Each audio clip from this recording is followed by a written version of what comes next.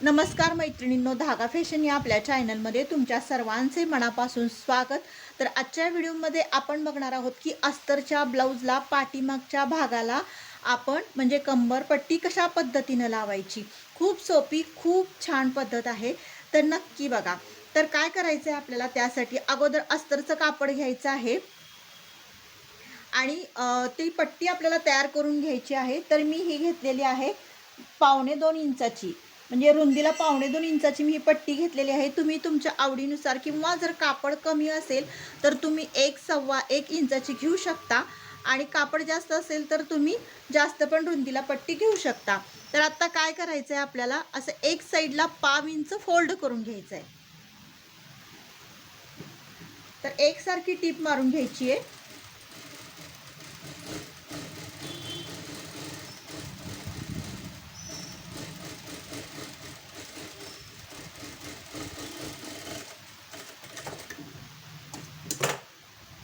तर बघू शकता ही व्यवस्थित अशी मी एक साईडला टीप मारून घेतलेली आहे. आता आपल्याला ह्याच्यावरती मार्किंग करून घ्यायचं आहे टक्ससाठी.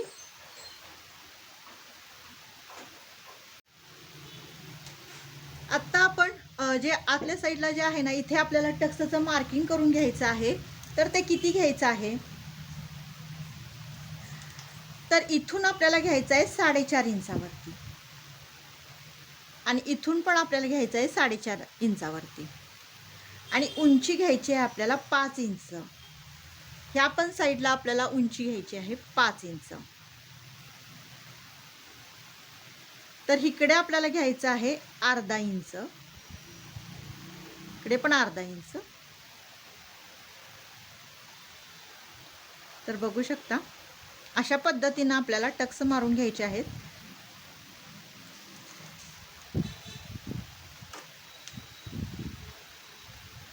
हाताने जमत नसेल तर तुम्ही पट्टीचा वापर करू शकता, म्हणजे जेणेकरून ह्या रेषा तुमच्या व्यवस्थित स्ट्रेट येतील.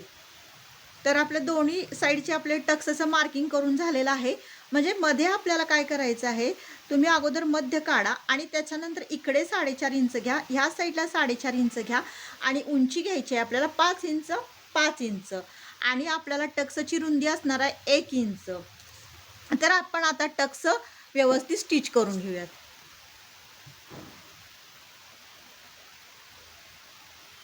तर बघू शकता तुम्ही व्यवस्थित अशी टीप मार द्यायची. खालच्या साईडला रुंदी टक्सची जास्त असते आणि नंतर आपल्याला ना इथून तुम्ही बघू शकता कमी कमी करत इथं वरतीपर्यंत असं आणायची आहे टीप आपली. म्हणजे एकसारखी टीप नको आहे, अशी क्रॉसमध्ये टीप येणं गरजेचं आहे. तर तुम्ही बघू शकता इथून अशी मी इथपर्यंत कमी कमी करत आणलेली आणि पुढच्या साईडला थोडासा दोरा सोडा. कारण काय होतं, बऱ्याच वेळा जर आपण अगदी दोरा आहे ना, तो जर इथून कट केला तर बऱ्याच वेळा टक्स उसवू शकतो. त्यामुळं ना नेहमी लक्षात ठेवा की दोरा हा थोडासा बाहेर ठेवायचा, म्हणजे जेणेकरून आपली टीप लवकर उसवणार नाही. तर आता आपण त्याच्यावरून डबल टीप घेऊया.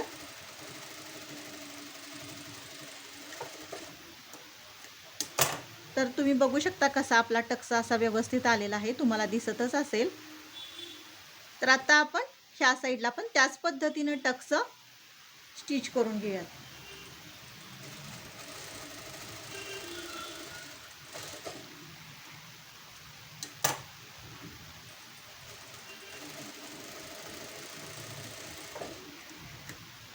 खूप सोपी आणि खूप छान पद्धत आहे. लगेच अगदी नवीन शिकणाऱ्यांना पण पटकन जमेल इतकी छान पद्धत आहे.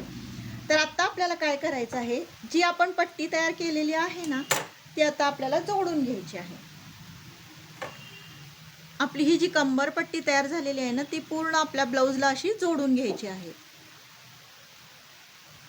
तर आता आपण इथून सुरुवात करायची आहे जोडायला.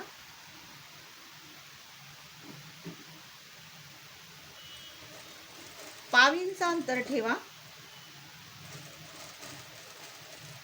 आणि इथं आलं ना, इथं आपल्याला एक बारीक अशी छोटीशी चून घ्यायची आहे, म्हणजे एक छोटीशी प्लेट घ्यायची आहे.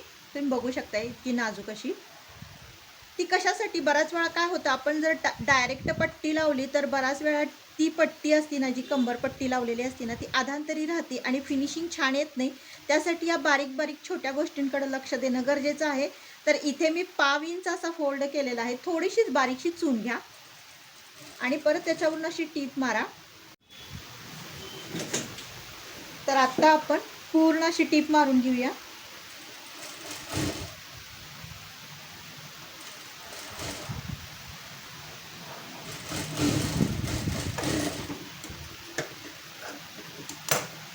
तर आता आपल्याला काय करायचं आहे, अशी पट्टी ठेवून आपल्याला दाब टीप मारून घ्यायची आहे. म्हणजे जी आपली पट्टी जोडलेली ना अस्तरची, त्याच्यावरून आपल्याला असं एकसारखी आणि इथून अगदी कडेनं अशी दाब टीप मारून घ्यायची आहे.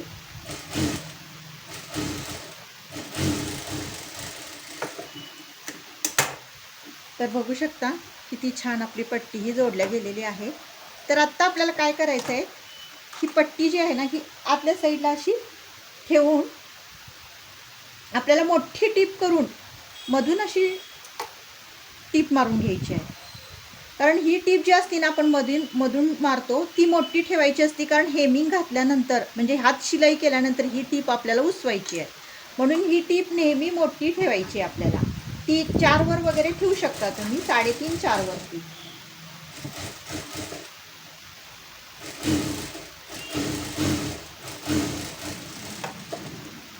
तर हे बघू शकता, जरा मोठी टीप मी ठेवलेली आहे.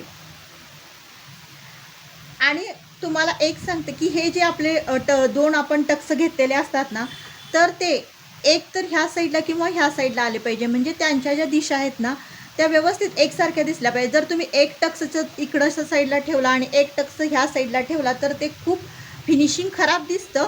त्यामुळं काय करा, टक्स बघू शकता तुम्ही, ह्या साईडला मी ठेवलेला आहे आणि हा टक्स ह्या साईडला ठेवलेला आहे. आणि मग मी व्यवस्थित अशी टीप मारून घेतलेली आहे. म्हणजे आतल्या साईड, बाहेरून जसा ब्लाऊज आपल्याला फिनिशिंगसाठी खूप छान हवा असतो, तसंच आतल्या पण साईडला आपल्याला फिनिशिंगकडं लक्ष देणं गरजेचं असतं. तर बघू शकता किती व्यवस्थित अशा पद्धतीने ही पट्टी मी जोडलेली आहे. कुठंही कमी जास्त वगैरे नाही आणि खूप सुपेरियर असा आपला ह्या पट्टीचा लुक आलेला आहे.